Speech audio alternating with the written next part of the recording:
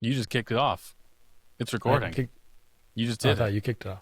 No, you just kicked it off by saying Like, you you're the kicked it off. producer around here, okay? I just work here. I just show up. I put this mic in front of my face to try to look cool.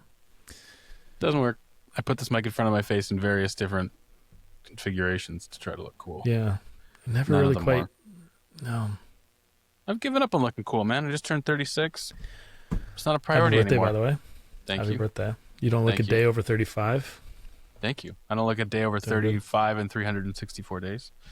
Not a Basically. single gray hair. All those ones are falling out, so that's good. I'm starting to get them here, so I've started cutting my hair short again. But, I think it makes it look sophisticated. I think you should let them grow. thank you. Okay, I It'll will. make you Silver- look smarter. Kind of like when you got glasses. Salt and pepper. And are those even prescription glasses? No. No. No, it's all for But you show. do look 6% smarter. And when you get a little gray in there, dude, you're gonna look so good.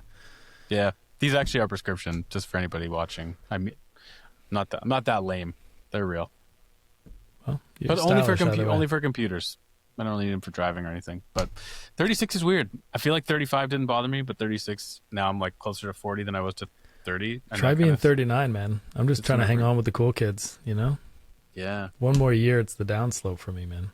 No, 40 is cool. Like I feel like 30. When I turned 30, I felt like people, in a job situation, people took me more seriously after 30.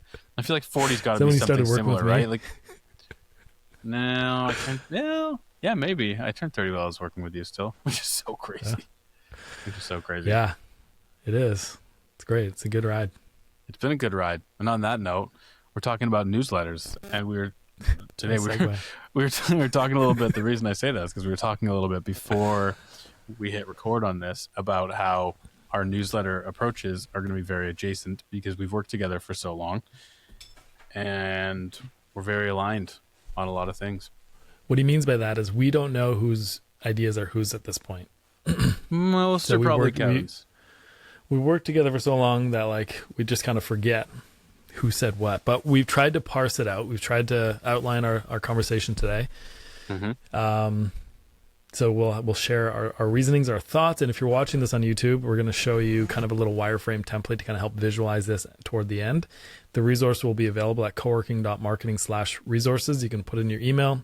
In theory, you'd get notified of new episodes. We haven't gotten there yet, but you can immediately unlock a document that has all of our cool resources from past episodes, including AI prompts and strategy stuff and KPI sheet templates and all kinds of cool stuff. So go check out coworking.marketing/resources and be sure to watch this on YouTube at Co-working marketing, on YouTube. Yeah.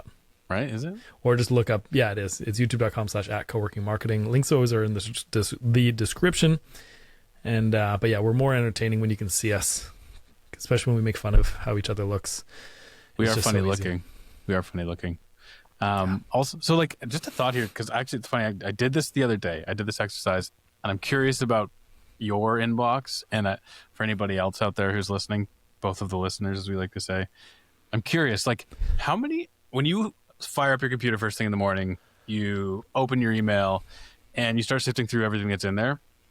How many newsletters do you have, right? And then how many do you actually open versus how many you either file away or delete? Because I find that like I don't often unsubscribe unless I'm really fed up with it. But I'll just see stuff there and I'll file it away. And I'm curious, like, what's your percentage? What's your ratio of like newsletters you subscribe to ones you actually open regularly? You're asking the wrong guy because I've subscribed to so many things, and I have a folder in my thing in a rule that says if the word unsubscribe appears in the newsletter, then in the email, then it sends it automatically to my newsletters folder, which has been a problem because folks like my dad has sent me stuff and then it's just gone straight into the newsletter folder. And sometimes I skim it, but you know, I don't stay subscribed to anyone that I have no interest in potentially learning from or doing business with in the future. Yeah. But I don't open email. So I think my open rate is probably less than 1 in 10. But for people I enjoy hearing from, my open rate is probably 50%. Okay. And so like, Those people are few. and then I guess if we dug like a little bit deeper on it, you have your 50% opener for people you do want to hear from. Mm-hmm. How do you decide what you do and don't open from them? Is it based on what they're sharing? Is it your time of day? Like, it's how busy you are? Usually it's people that I'm learning from. So like I don't open emails for, like, I don't sign up for sales or promos. I'm wearing an LL Bean sweater. They tried to send me promos and I instantly unsubscribed, even though I would like to work with them or buy from them again in the future. So I'm usually like learning from other educators and just picking up tips and stuff, so I can pretend to play business a little bit better. But but I do also pay attention to co-working operators like you do. We try to subscribe to as many lists as we can, just to kind of stay in the know with what people are doing, or industry, like This Week in Co-working, or Kat Johnson's email, or Juicy's email, GWA email. Jamie. Those are all good. Jamie's email. Jamie excellent. Those, yep. And I love Jamie's because it's personal. It's written by her, and it comes from her, right? Great example. Kat does a great job of that too. Of course. Yeah. They're the industry leaders. And then we're like somewhere all the way down at the bottom. I haven't sent a proper email since that time I announced to my list that we had at least 10 episodes in the bag. And then I'm like, oh shoot, I better email people and let them know about our podcast. So I'm terribly inconsistent here. But super consistent with this podcast ish. Yeah. Thanks to you. For the most part. This episode is sponsored by Tailmaker. Tailmaker does all our podcast editing and production. He does it for a good price. You reach out to Taylor at tailmaker.ca for more information. So what are we talking about today? We're talking about newsletters, though. So it's a good topic. How about you? Do you open newsletters? Are you a connoisseur of newsletters? I am. I definitely I subscribe to a lot, kind of like you. Like, especially, I try to open every co-working newsletter, even some that I don't like. I'm not going to get personal about which ones I don't like, but stay around to the end. Maybe we'll find out. Let's talk about the ones we like. Maybe. Okay. Maybe we'll talk about the ones we don't. Actually, you know what? I'll be honest. I don't really love some of the bigger co-working players. Like, I don't love the WeWorks. Why do you think that is? I don't love the Regis because I know exactly why that is. Because they're impersonal and there's not enough customization that can be done at scale. Or if there's enough customization that can be done at scale, they're not doing it. So everything just feels like a rinse and repeat with a small localized element. Also, they tend to be very salesy. Yeah. Like they tend to be very salesy. You're getting an email when they have something to sell you kind of thing. And often not much in between. Yeah. It's definitely not like a community building element or a brand building element so much as a sales driver, which I'm sure it works for them. But for me, it's not up my alley, but yeah, I consume a lot. I don't always love a lot.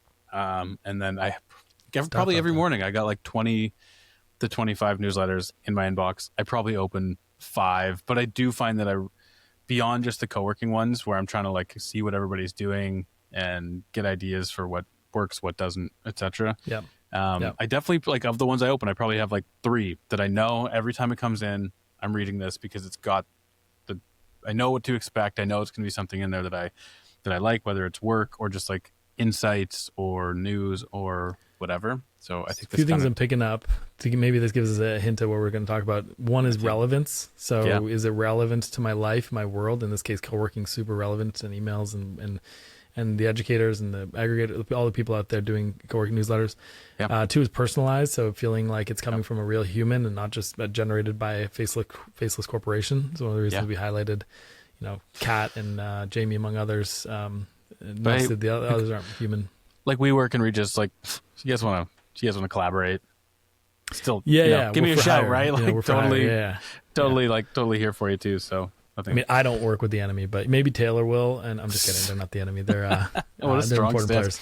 And there's the thumbnail. there's the teaser clip. Don't work with the enemy. So it's relevant, it's personal, and it's maybe useful. Meaning it has some utility to you, right? It's valuable. There's something there that gives you. And for my case, I'm learning something, or I'm getting an insight from someone, or finding some interesting information that I can explore deeper. Yeah. Without that, it's an LLB newsletter, and I'm subscribing. I feel like now I got to subscribe to LL Bean, even though I don't own a single LL Bean item of clothing. I just want to see what it's all about. They have great clothing. Yeah. This is not sponsored, by the way. I'm not an influencer for LL Bean, but warm, good fit for people with our body type. Strong, athletic. I think they call it. Yep. Yeah. Bears, polar bears. Polar bears. I will. Yeah. Inside joke. Don't worry about it. Inside joke. Don't ask. But yeah, let's get to the show. Let's get to the show. There's someone out there is wanting to learn something. To structure this a little bit better, and I feel like it's Mike. Am I lagging or are you lagging? Is someone lagging here? I think it's you. One of us are lagging. We're probably both lagging a bit. There's a bit of a lag. We're good though. I mean, it's Carry on. It's nearly the holidays. We're not lacking. Okay, so yeah, Yeah. I think like if we 100%. wanted to parcel this out into like a structured, like a few structured elements of newsletter insights. I guess one of them that we talked about before this is like knowing why you're creating a newsletter. We kind of danced around this before too, but like, what's the purpose of the newsletter? What are you hoping to achieve with it? Are you don't just create a newsletter that you're going to send to people's inboxes however often for no reason. I think it's really important to have just like a, So why what are you the doing goals? What are some typical goals people should, why should I do a newsletter then?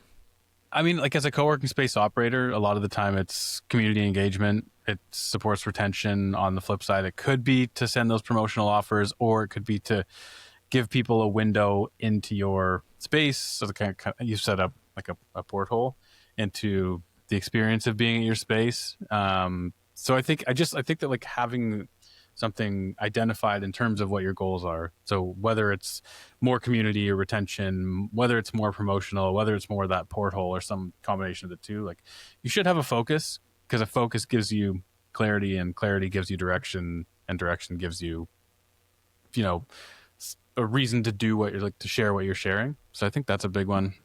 Yeah. All strategy maps back to goals, right? At the end of the day, there should be a purpose to what you're doing. Otherwise you're just sending stuff. You don't know what to send, right?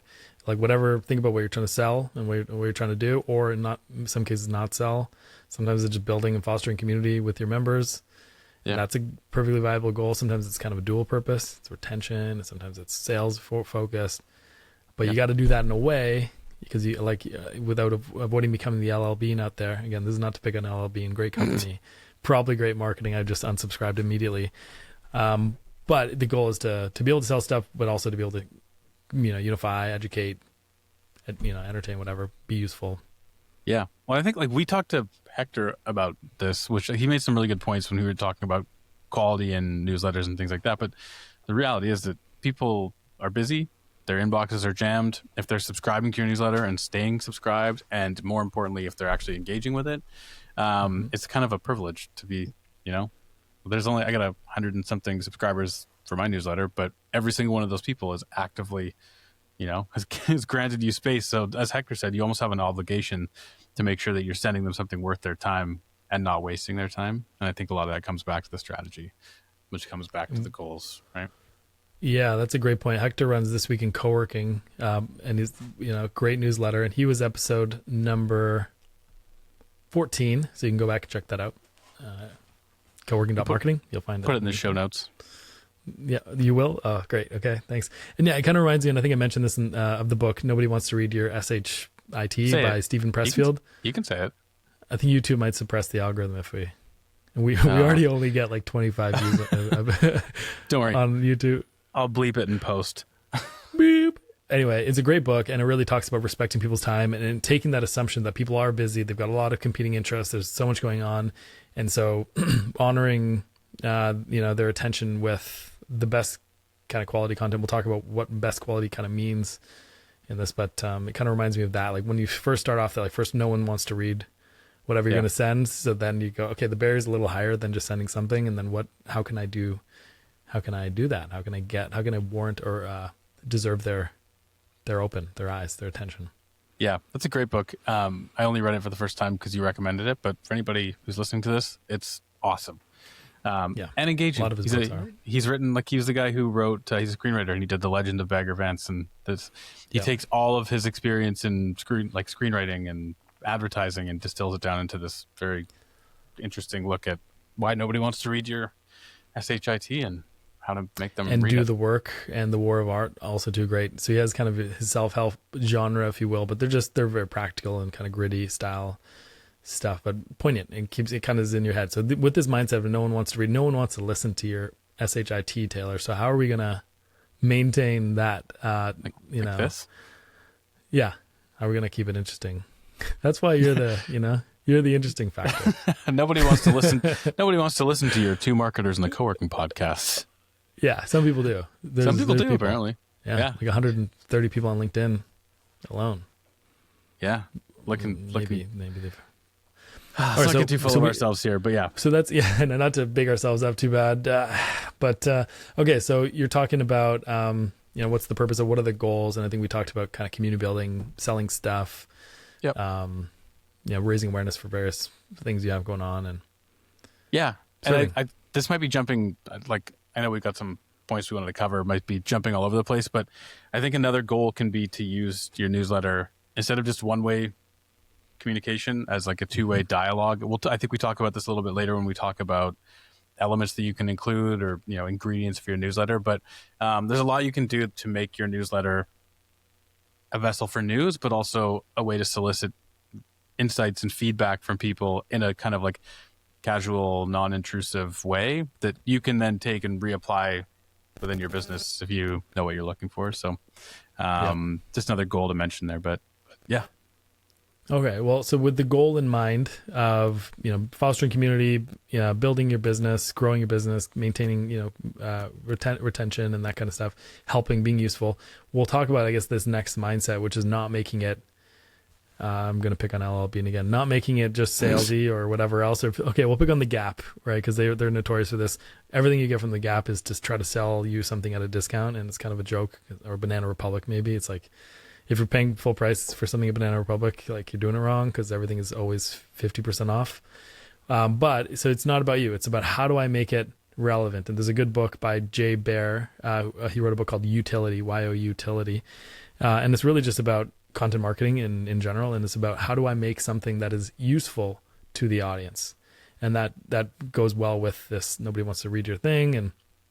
And so that with that mindset, how do we produce something more than a discount, more than an offer, more than a sales pitch? And how do we do that on some kind of a regular basis so that people go look forward to your thing and you justify their attention? Yeah. And just a note on that, like, that is so hard to do. Yeah. It's so hard. Like when it comes to, can't AI just do that for you? Like, no, just say make it useful? No? I think AI can give you thought starters, but I think to make it useful to somebody, you really got to understand them. You really got to like know your audience, and AI can't. Same thing we talk about all the time. AI can't know your audience except for what you tell them about your audience. So like creating a utility focused newsletter, that's tough, man. That's 95% of the battle in my mind is like, how do you make this good, and how do you do it over and over repeatedly? Well, let's talk about that a bit. So we'll talk tactically, but also, like, I guess in order to make something useful, if I wanted to make a newsletter for tailors, first of all, I have to decide that tailor is the segment I'm trying to reach. So, and then I'd have to know something about tailor.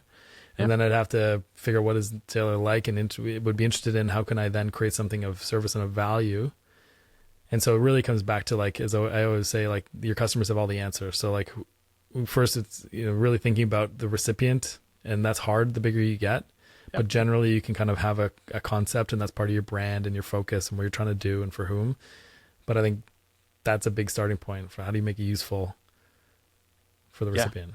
Yeah, it's not easy. I mean, I think, like, to your point, if you know what your brand is, you can start to make an assumption that the people who are in your co-working space somewhat reflect your brand, because that's why they're there. But sorry, I just confessed to Kevin that that I got diagnosed with ADHD. So now it's hitting me, and I'm like, what were we just talking about again? Dude, don't even get me started. I'll just take it from here because, I'm also undiagnosed. So this BRB, is a book I just need a stimulant. Yeah, let me just chug some coffee. This is Jab, Jab, Jab, Right Hook, right? And so I was pulling this up. It's funny, this is on my desk because I was talking about it regarding social media the other day. This is a Gary Vaynerchuk book right here. Yeah. And his whole thing is like, like, how do you make it useful? Okay, yeah, you have to know your target customer. But also it's like, how do I give? And then packaged in all that giving, oh, by the way, I have this thing for sale. You might be interested in it. Like, for example, if LL Bean was constantly emailing me with style tips, we know that you're the style guy in this relationship, Taylor. I'm not going to bring that up again. My wife told me I should ask him for advice, but I'm not going to. She's honestly she's a very wise woman. She doesn't know you. She just doesn't know you. She has no idea. I think you should listen to her more often. That was just probably an off the cuff. She doesn't even know what you wear, other than like the odd thing. So, point is though, I could probably use some style tips. I go for a classic look. I think maybe if LL Bean started sending you style tips in the newsletter, that you should also unsubscribe, because maybe those are the wrong style tips for you. Unless you wrote the newsletter. or if they Yeah. knew, like, and they knew me, right? And then this goes back to knowing your audience, making it valuable, and then being like, oh, by the way, like, I know you don't have that blue polo. Like, here's the, like, I'm literally wearing a golf shirt with a zip up sweater here. This is why you got to watch us on YouTube, guys and gals. But Well, like it'd be so cool because like you'd be going to a conference, and then if they had enough data about you, they'd be like, "Hey, have you thought about pairing this blue checkered shirt with these blue khakis?" And you'd be like, exactly. "No, maybe I'll great forward idea. this to a friend named Mike Creel, Yeah. and then we can all have." He also tips. has good fashion. Yeah. We wore the Sorry. same thing one time. We'll never live it down. There's a One photo, t- but we're not one gonna time. one or like 5 times. So anyway, so it's about One making look. it useful and relevant, and you can do that with content you create. You can do that with content you curate. Yep. You can find stuff. You can bring it together. The point is, how do I give? How do I jab, so that you want to open my emails, and then a small part of it is selling, right? Like we're going to do this whole podcast sponsored by Taylor Mason, tailmaker.ca, and all that value, and then hopefully someone will buy something from us. Yeah. I think that's also just a fundamental, like it's such an important thing, especially in content marketing. Like people are so weary of all the give because they just want to sell. But it's really important to give and give and give and give. It doesn't feel and give. logical. Yeah. No, you almost feel like you're giving away too much, or you're investing too much of your like secret sauce, or I don't know, whatever it might be. Like giving too much that doesn't serve you, and you should be selling more. But to Gary V's point, like give and sell somewhere in there. It's quintessential. Yeah. So we're talking about usefulness, knowing your customer, having a goal of selling, building community, engaging members so that they stay longer, building positive goodwill in the market so people can like and refer you and whatever else. All these things, and reflecting on your business so people know about you. So those are all good goals, and you have to do it in a way that's useful for them. How do you do? Let's talk about how you do that. Like, do you send one email to everyone? Do you, like, we're going to jump a little out of order here, but like, how does one go about creating an email newsletter? I mean, I think this is one of the things that we share in terms of philosophy, which I probably picked up from you along the way. But I think it's, especially for the co-working world, I think there's something to be said for having unique correspondence for unique audiences, or at least tailoring your core newsletter content, iterating it for members or non-members, because you don't want to necessarily send the same exact content to a prospective member who might be still in the sales funnel as you do to the people who are your members and are, you're not necessarily trying to upsell them. Wait, you do or you don't? What's that?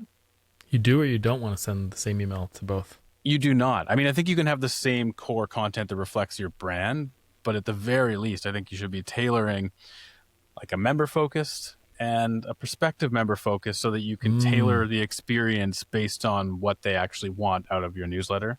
Like if you're sending I send the same newsletter to everyone. I mean, so do I. So maybe that's but within that newsletter. Advice. I think your point is right. But then when we look at what we actually do together, but maybe you do some things different with clients that are strictly yours. We do think about both segments, right? So there's sections of the newsletter that's more sales focused, and we could probably be better at making the newsletter completely the same, but then having one more for prospects that's got a section that's much more driven towards the current promo. Yeah. So, but definitely we could take it higher, but it's generally the same content for both because you're trying to give them the window into an organic view into the real business, ideally, like social media. Yeah, and I think on that prospect. Like on that note too, I think the sales cycle for you or me is probably much different than it is for a co-working space. So like I think I found personally what works best for me is just to give constantly, right? Like I'm always trying to give away as much value as I can, as much insight as I can, enough that people can think about or chew on. And then like eventually, maybe it becomes a conversation, but I think for a co-working space, you have so many points of entry into your business. Maybe you're trying to get somebody to come book a meeting room or book a day pass, or you have 5 different tiers of services. So I think that's why, maybe to back up on that, maybe that's why for us we're more of like the give single version, a little bit less salesy or promotional than you would be if you had multiple audiences, multiple service tiers, True. And, Yeah, that like could be someone part in of your it. pipeline might be more open to an offer, a promo, or whatever, because they're kind of really in buying mode. But at the Yeah. same time, we also want to kind of another person in your pipeline may be on the fence. They might be in the what we call the consideration phase, considering whether to join. That's when people follow you on social media. Maybe get on your mailing list. Maybe you add Yeah. them there automatically, and so you want to kind of give them again a view into the real world Yeah. of your business, like social media, so they get the taste of like what's actually happening, right? The porthole. And it works the same way. Yeah, exactly. And it works the same way with members. They want to know what's happening in their location, maybe even nearby locations if they're able to work at multiple ones, or if you're in a multi-location situation. So Yeah. I think it's totally fine to combine things as long as you, to your point, I think consider both like audiences at different levels of statuses, if you will. Yeah. And I think like we're talking about the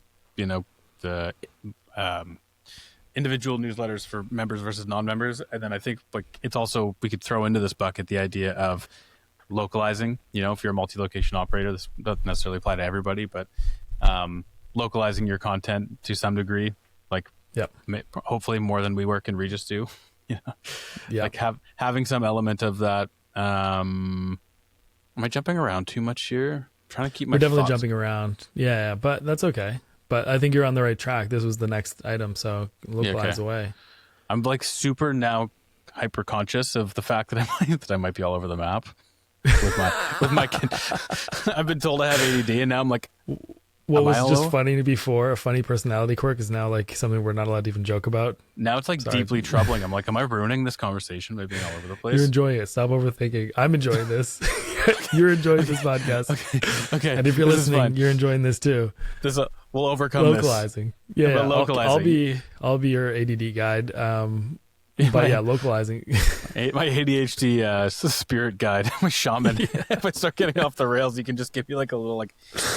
I'm the wrong person to be doing that for you. Bring But it. nonetheless, together we'll get through this. Yeah. So we're we talking about always- localizing, and we what does always it even do. mean to localize? Yeah. Well, so I mean, if like localizing for me is a way to just make the newsletter feel a little bit more personal to whoever the recipient is. Like if you have 20 locations in 10 states, you probably don't want to be localizing for every location, but you could localize per region, just to make it feel a little more like intended for you. It can be more focused on what's happening in the spaces in your region, or at your specific space, what's happening in your neighborhood, while still having kind of like a centralized core newsletter. You know what I mean? So Yep. I just feel like it's a way to help people feel a little bit more engaged with it. So as we were talking about WeWork, everything's just kind of like, it comes from, the corporate office, and it's very obvious that it comes from the corporate office. There might be some small, localized, tailored element, but it doesn't really feel like, it feels very blatantly like it's from corporate. Which is generic, yeah. It's Well, let's very do some generic. examples, right? So let's say you have like 5 locations. You might make the newsletter 80% the same. Yeah. And let's say they're all in different places, but then that 20% is very localized, to use that term, Yeah. to the location that you would likely be interested in, or are a member of, or are an alumni of. Those would be the 3 main categories. Yeah. That would be and an it example of same idea, but localized sections, if not entire emails. Yeah? So I'm thinking like one thing that stands out immediately is like, local news. Like let's say you're doing blog content that's roundups of things in your neighborhood or whatever. Like you can put that on your newsletter localized for that region when it wouldn't apply to necessarily everybody across all your Yep. locations. Things like new members too. Like you can regionalize or localize new members at certain space in or announcing new at members. X space. Yeah, you can announce new Yep. members like, hey, join us in welcoming these people. Whereas it might not be as relevant to somebody in another state. Things like news, just like if there's in it, like if you're curating content like links and news and insights, that might be Events events. you're Yeah, hosting. Yeah. yeah, things like that. Just anything that could use a local touch. So to your point, Yeah. like 80% centralized content for your newsletter, 20% really thinking about like, okay, what's relevant in these markets, what's relevant to these audiences, what's relevant to these members in these spaces, and then using that as an opportunity to personalize and customize. Right. Yeah. So yeah, and I think that's kind of both of our formula. So is having a newsletter that goes to prospects, members, and potentially alumni, unless they unsubscribe, unless anyone unsubscribes, That generally is about 80% value that will be applicable to most people. So that is valuable, right? You've curated and you've created content. You pulled it all together. We'll talk about those ingredients as we have time as we get going toward the end. And then 20% of it really making it hyper local. So localizing it to the relevant stuff. I don't need to know that someone is hosting a happy hour in a state or province completely, away from me. I only really want to care about the relevant local stuff. And that may change for you depending on, what's relevant. Yeah. And so again, I don't want to go down like a super big rabbit hole here, so I'll keep this kind of high level. But on the localization front, like I'm sure you can attest to this too. Like one of the challenges when you're trying to do like localized content for individual locations is like how you keep that consistent branding and messaging across all the various locations while still having a system in place to make sure that you're getting information. Like let's say you're working with your community managers at certain locations to get that news and centralize that process. It can be really challenging to make sure that you're getting all the information, that you're managing all those people and that whatever's going out is consistent. Like, is it better off to send them the 80% done and ask them to fill in the 20% and send it out on their own? Is it better to ask them for the information so that you can consolidate that at a high level? It does get challenging to think about consistency in messaging, branding, voice, all those kind of things when you're doing it across, when you're localizing or tailoring, but it's important. Well, I think that's why you want to have one person doing your email broadcasts, your newsletter, I think, right? If you said to all of your general managers or directors, hey, you go send an email newsletter, we'll supply you with 80% of the content, you go figure out the rest. There's going to be inconsistencies that come up and it'll be kind of challenging. So you're almost better off saying, here's what we're looking for, one set of eyes on all those details. Here's when we need it to pull it together, whether this is someone in-house or whatever.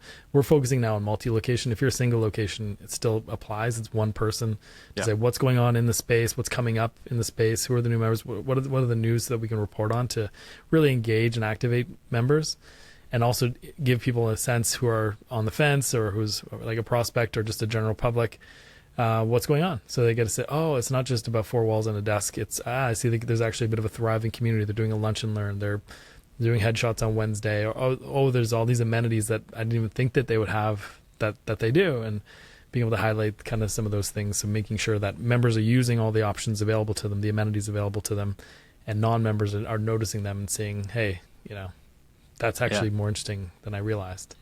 Yeah. And on that note of members and internal versus external, you can get a little bit deeper in terms of, how you approach this as far as like who should be on each of your lists and how do you organize your list based on those like location factors or their interests or services. So like how do you typically approach that? How would you recommend that people look at figuring out who's on which lists and why?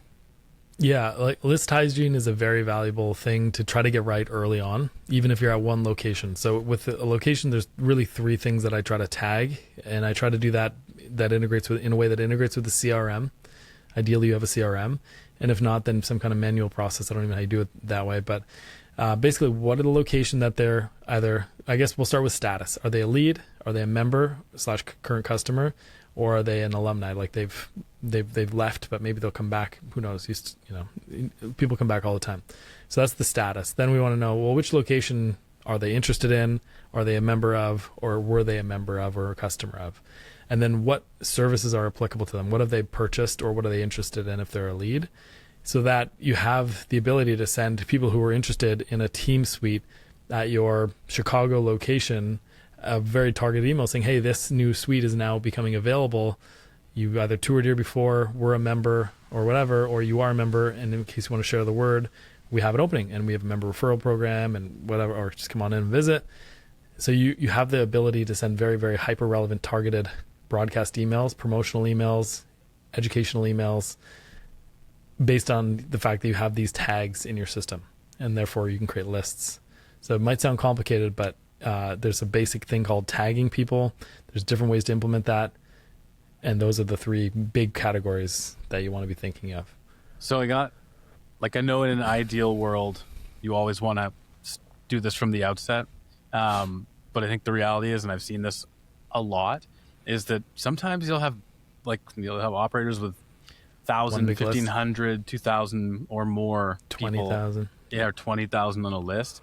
So, like, do you have any thoughts on how you would approach tagging and segmenting those? Because I mean, like, if you have a 20,000 person list or a 2,000 person list, but you don't really have any data about them or any way to customize your messaging to them, you're cutting yourself short. So do you have any thoughts on how to start, like if you have to retroactively fix those things? It's much harder to do that going backward, but there are a few things. One is you can look into your co-working management software, your Office R&D or whatever, optics, proximity, all the things, and figure out, well, who do we know was a member here before and what did they buy? Yep. And you can upload a list and you can tag those people. So then basically cross references. If they're on this list, then we're going to tag them in this location, this region, this status.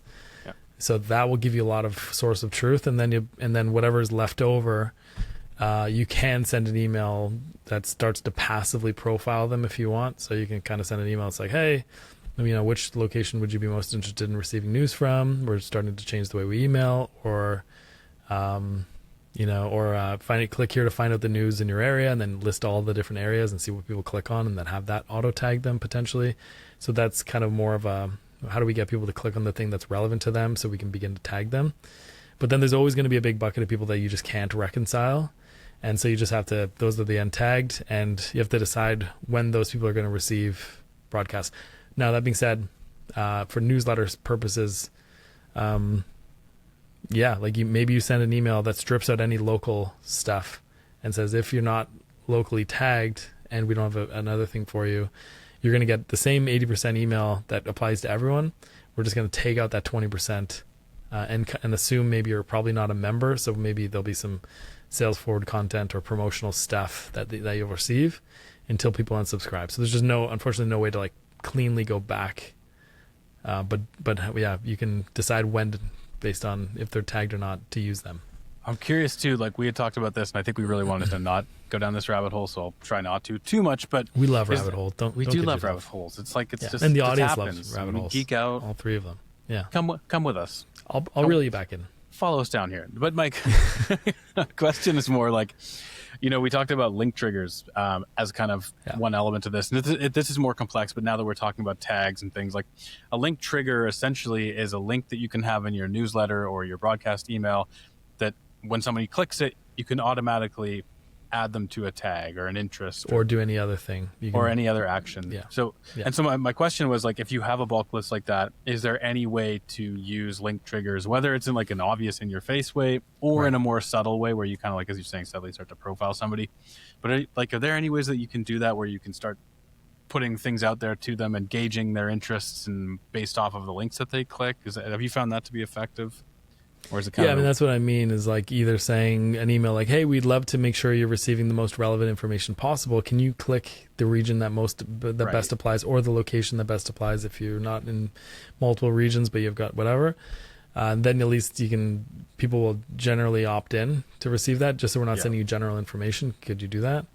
And that would have a mechanism via a rule or a link trigger that says when someone clicks on this link, then tag them with this location. And so usually I would say work with someone who is an email specialist. If you have a reasonably big list, you're trying to go back and fix the hygiene. And then going forward, any new person gets on your mailing list either comes from they've bought, so they're an actual member in your space, and then your co-working software can push that into your email tool. I use ActiveCampaign. Some people use HubSpot or Flowdesk, whatever else. There's different integrations with these tools that can send them. So every single person going forward that you capture an email for, they're getting tagged appropriately because it comes from a source like that.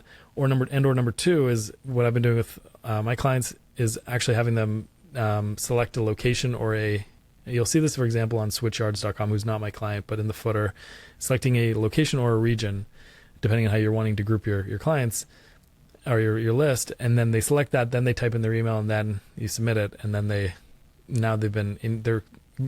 cleanly added to your list.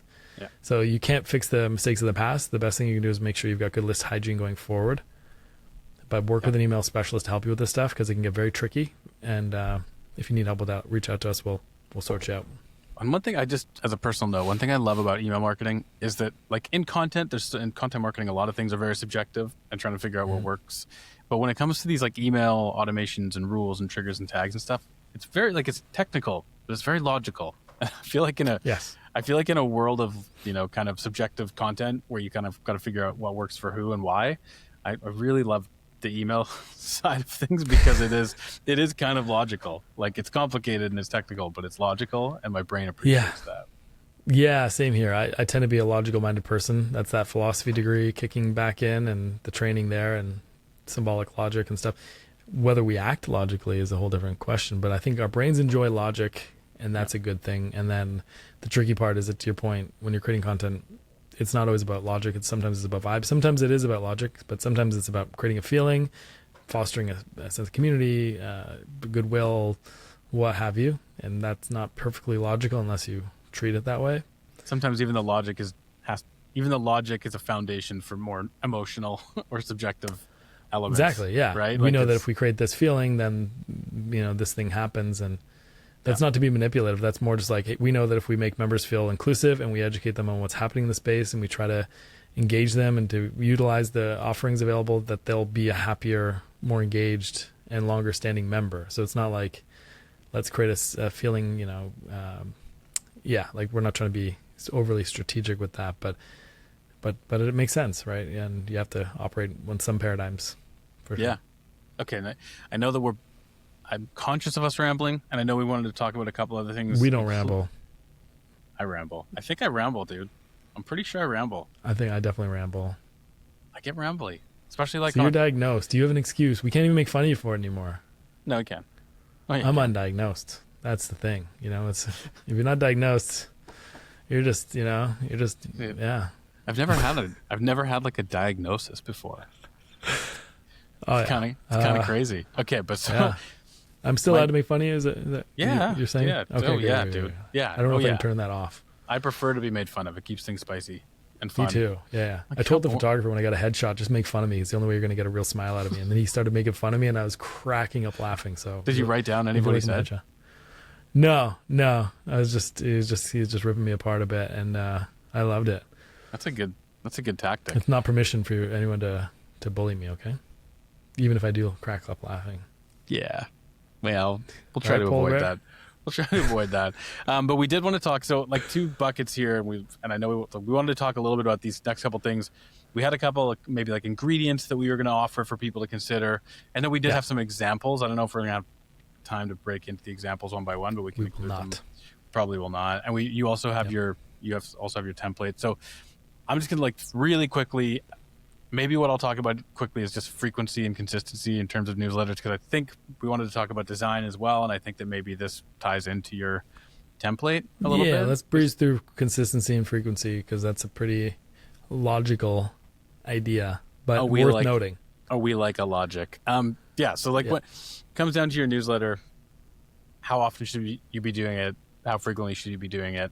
I think that the key here is never sacrifice quality for frequency. Do as much as you think people will appreciate without sacrificing quality. Like if you're trying to blast out one a week but you don't have material for one a week, then do one a month. It's as simple as that. Always make sure that you're leading with value, all those things that we were talking about before. Make sure that whatever you're doing is reader experience oriented. Anything like don't send anything to people that they wouldn't want to see. Don't do that for the sake of volume. If you want to stay in people's ear and do like a really cool, concise little newsletter once a week, then that's an option. But generally speaking, don't sacrifice quality for frequency, and just make sure you're showing up consistently with high value content. Right. Anything to add to that? No, I think that makes sense. There's always a trade-off between frequency and potency, as I like to say. So like, can you make something really, really good, but you do it infrequently? The worst is when you try to send things too frequently, but there's not enough, or not frequently enough, and there's not enough potency, then that's never going to get a result.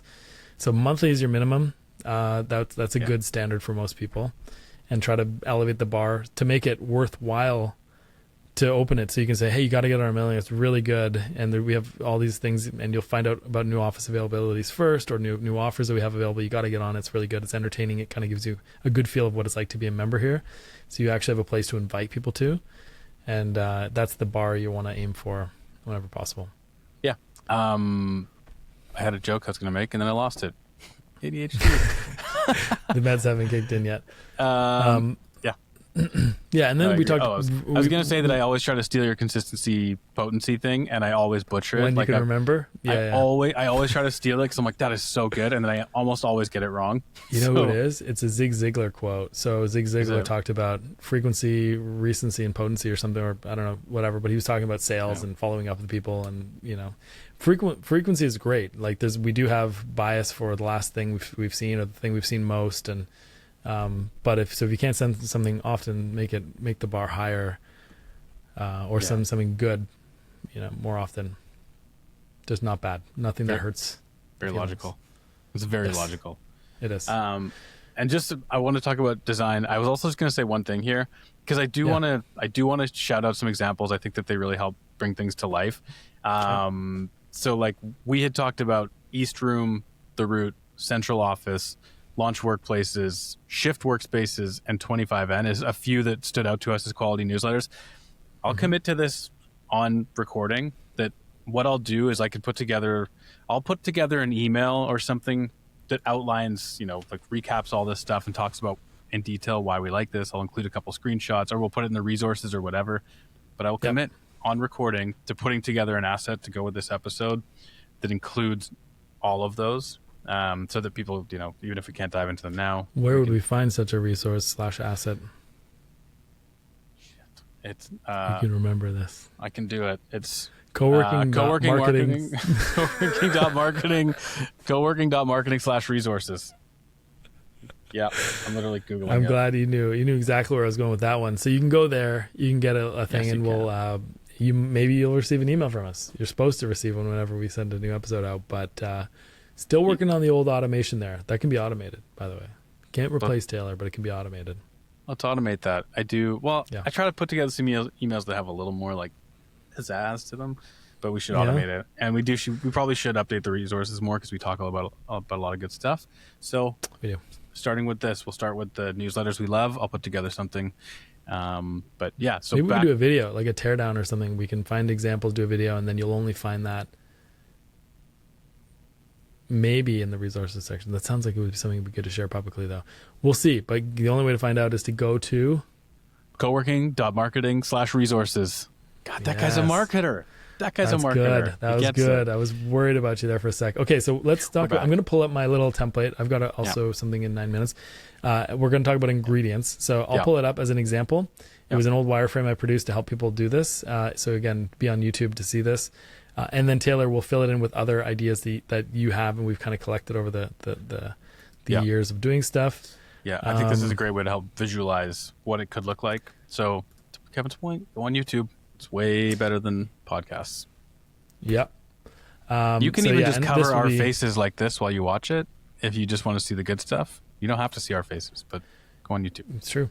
So we've never done a screen share, I don't think, on this. But anyway, hopefully you're seeing this on YouTube. So the first thing I say is to give your newsletter a cool name so people kind of know what it is. I've cleverly named mine the Everspaces Weekly Tribune or Tribune. Don't even know what that means, but it's there. You and I, so again, Taylor and I both do very similar processes for this. So if just so you know, we have very heavy overlap with this.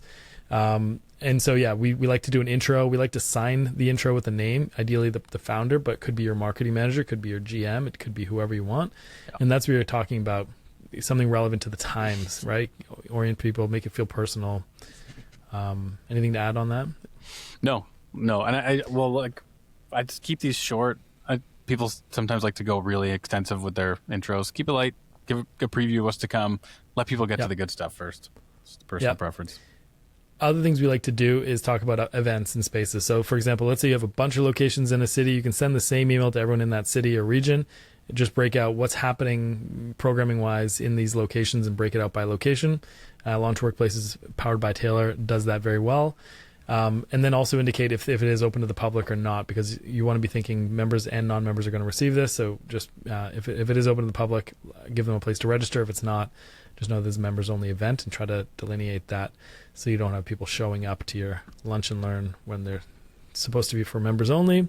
Other examples of, if you've done a recent blog post or two, you can highlight those in there, jazz it up, kind of explain why people should click on it and then send them in there. We like to do member spotlights whenever possible. It is tricky. It is difficult. It's not easy, but it does really add nicely to it. and then that can also become a blog post that you can link to. Oh, and by the way, I've been trying to get people to repurpose newsletters on their blog as well, so that you can highlight the newsletter or the news on, say, like your homepage or even location pages, giving them a reason to go click on that to see the latest newsletter, which would give them a good sense just on your website as to what's happening in the space. We talk about books of the month or anything that's going on like that. One thing, and I took this from, I was board inspiration from an old version of Shift Workplaces or Workspaces, I'm not sure, but they talked about the various perks that people could use. So like maybe the hair salon up the road, where I go, offers discounts when you don't have much hair. So you just want to let people know about that, or if that's a member perk, or maybe you do headshots every now and then, or there's health insurance that you can tap into as part of a shared plan, for example. Or different snacks or things that are available. So really it's about getting people to recognize that these amenities and these member benefits exist, to utilize them, because that's only going to make them more engaged and happier. Yeah. And more compelled if they're not a member. And you just jump in if I'm missing anything. Yeah, I think like one thing. How many more? Is there a lot more? There's not more. This is literally the end. This is it. Yeah. So I'll just jump in with a couple things that like we've talked about that I really like. Okay. And they're not always easy to implement, but they're awesome if you can. So like job boards, I think you came up with that. Like, you're ultimately a co-working space is a place where people want to connect with other professionals, and sometimes you team up on projects, sometimes they become clients, things like that. Like having a job board out there where somebody can say like, hey, my organization is looking for a graphic designer or a brand building agency or whatever, and having that centralized, even if that's across multiple locations, like giving people a place where they can find each other for specific use cases is huge. It's not always easy to get people to contribute or buy in, but it's such a valuable thing to have in there, just as a kind of one-off thought. Yeah. I've also and seen classifieds on that note too, right? So Yeah, you're buying and selling something. Yeah. I've seen that work well, where it's like people have 6 monitors from their team that they don't need, and rather than recycling them, they're giving them away or whatever, finding a new home. Those things are awesome. What else have we got on here? We wrote down some ideas. Well, also, I'll jump in one. So, because it was on the bottom of this, you can also have like, if you have offices that are like highlighted offices coming available. So you can be like, hey, in July, this 5-person office is becoming available. It's normally been sold out for all of existence. So if you're interested in this, reach out to us. You can have either talk about upcoming availabilities or upcoming promotions or other things that can work really well as well. So there is a section that you can sell in, but remember, it's couched in all the other value-added materials there as well. Yeah. I know we both have things coming up in 4 minutes. Should we wrap that? Should we put a bow on this thing? We could, yeah. In general, the goal, and we've also been experimenting with sharing AI prompts, because that's a thing that people are looking for. So like, how do we give people a little taste of AI? Every single person seems to want to learn about and implement AI. Yeah. So is there a way you can curate resources and examples to help people do that? It's just a universally valuable thing. Links to social media, jokes if you have good jokes, but the best jokes are kind of, you're not really allowed to share in a business context. That's why people watch this show. Yeah, exactly. But yeah, little ingredients like that can go a long way. But the whole goal here is, how do I give as much interesting value and stuff in a condensed format as possible, so that people open it, so that I can make an impact or sell some more stuff. Yeah. And if you're listening, LL Bean, where we work, a little more fun, personalized stuff, a little bit less sell. That'd be nice. A little more fashion tips, a little less 60% off. Yeah, a little more teaching Kevin how to dress in LL Bean products for the pumpkin patch or for a conference. Or one day I just want to look half as good as you. The holiday is that party. too much to ask? Can LL Bean not help me with this? Can I not do all my shopping at LL Bean? I'll take you shopping one day, man. You don't need a newsletter for this, We live in the same country, but we're like thousands of kilometers or miles apart, depending on how you measure it. So I'll be over there in June, so we'll pencil it in. We'll do a nice little friend shopping coming date. in June? Yeah, GWA Immersive, I think, is happening in June. In Canada? Yeah, in Toronto. That's what my friends at iPostal One mentioned that yesterday, so I think that's accurate. I should open that newsletter to make sure I'm there. But yeah, I'll see you then. We'll actually see each other at the Juicy conference in April, but maybe we could do some New York shopping instead. Oh, yeah. I'm bringing the wife for that, by the way, so she might be able to help guide you in the right direction. Guide you in the right direction too. She teaches me how to dress. I just take ownership of it. Smart. Well, thanks for listening. I can't believe you're still here, everyone who are all few of you who are still listening, but we really appreciate it. You can you can find us on LinkedIn just by looking us up, Tube Marketers and a Coworking Podcast. YouTube is the favorite place to listen if you want to watch us and laugh at us. Just no ADHD jokes for the time being. It's a little sensitive right now. Bring them on. And then coworking.marketing is where you can find all our episodes. Taylor is at tailmaker.ca and I'm at everspaces.com. And at the coworking.marketing/resources, by the time this episode drops, we will have put together a teardown showcasing our favorite newsletters. So don't miss that as a follow-up. We will. Yeah. I will. I've committed. We will. No, we're both doing it. Okay. All right. Thanks, Till Taylor. next time. Thanks, Gav. Talk to you later. Bye. Bye.